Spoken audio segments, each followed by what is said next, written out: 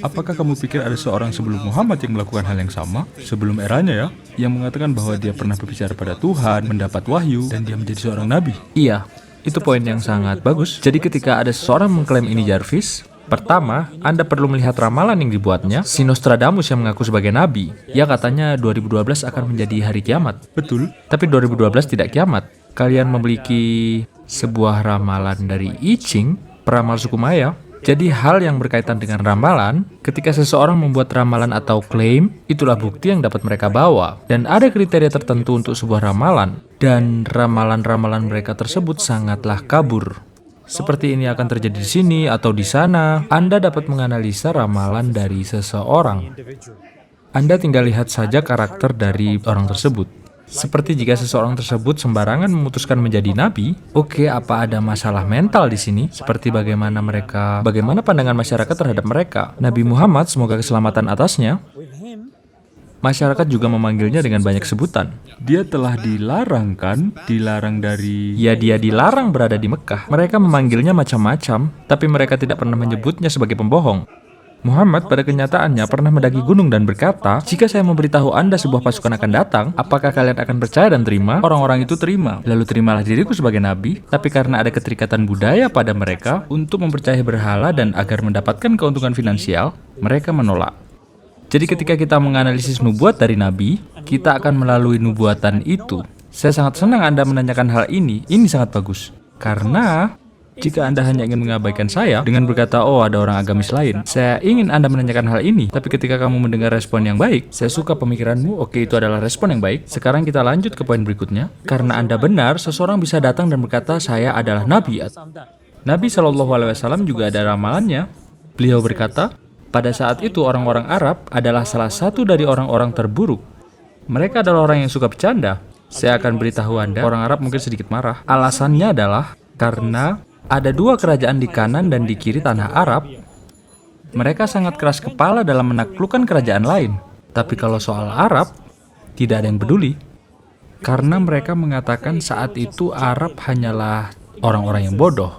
Ya, jadi Nabi SAW, ketika beliau datang ke orang-orang itu, salah satu nubuatnya adalah beliau berkata, orang dengan kaki telanjang, tidak berpakaian, penggembala di padang pasir akan bersaing satu sama lain untuk membuat gedung-gedung yang tinggi.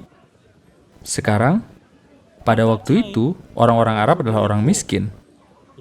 Mereka itu bukan hanya orang-orang yang miskin, tapi mereka juga konyol untuk berasumsi bahwa Badui jika Anda melihatnya sekarang di Mesir, Maroko, di padang pasir, mereka orang-orang yang sederhana. Mereka berkeliling dengan unta. Nabi berkata, ketika beliau ditanya, mereka bertanya pada Nabi, siapa itu orang yang tidak berpakaian, telanjang kaki, dan penggembala? Beliau berkata, orang-orang Badui. Normalnya, jika orang-orang datang ke Nostradamus, ia akan membuat klaim yang umum. Bisa diartikan begini dan begitu. Sekarang beliau membuat klaim yang spesifik. Para Badui. Oke.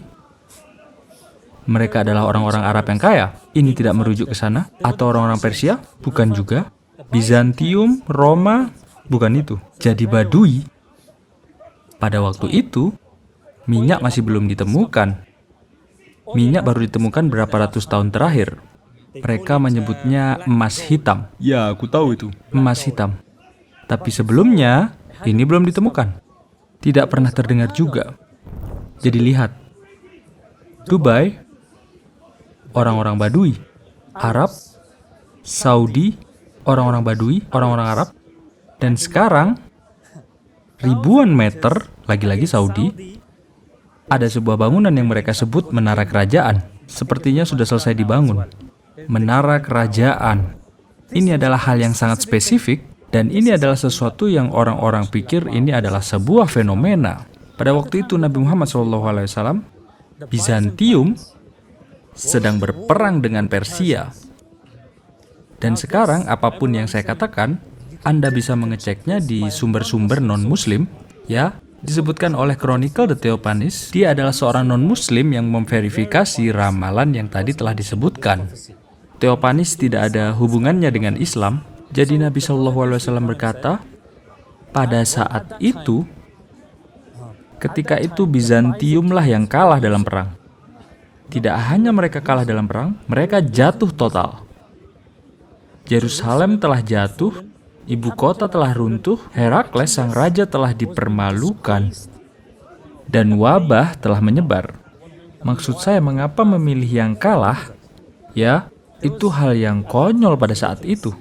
Al-Quran diturunkan antara 6 hingga 9 tahun. Ini dipetakan dari bahasa Arabnya Al-Quran. 6 hingga 9 tahun Bizantium akan menang.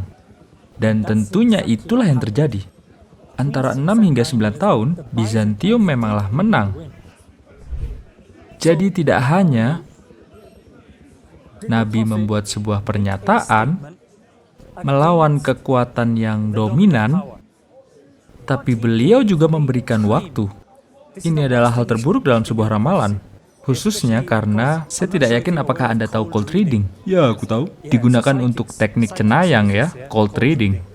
Jadi memberikan waktu yang sangat spesifik dan semuanya terjadi secara bersamaan. Itu dia. Ini artinya Anda memahami soal itu. Jadi, mereka mengatakan untuk tidak melakukan hal itu karena saya butuh sebanyak mungkin kelonggaran, dan itu adalah prinsip yang bertentangan. Ya, prinsip untuk memberikan waktu. Oke, sip. Kemudian Nabi SAW mengklaim masa di mana umat Muslim itu kalah. Ada sebuah minoritas, mereka adalah minoritas mutlak. Nabi SAW berkata, umat Muslim akan mengalahkan Romawi dan Persia. Tunggu sebentar. Apa yang terjadi? Orang ini kalah. Dan kalian memiliki orang-orang seperti Barnaby Rogerson, ya, dan siapa namanya? Andrew Loud. Orang ini mengatakan, pertama, ini seperti suku Eskimo yang bermimpi menaklukkan Rusia dan Amerika, dua negara adidaya. Dan dia melanjutkan berkata bahwa hingga saat ini kita belum menemukan alasan bagaimana itu bisa terjadi. Bahkan Alphonse de Lamartine, dia berkata, jika keagungan tujuan, kecilnya sarana, dan besarnya hasil adalah 3 tolak ukur dari kejeniusan seorang manusia, lalu siapa yang berani membandingkan dirinya dengan Muhammad?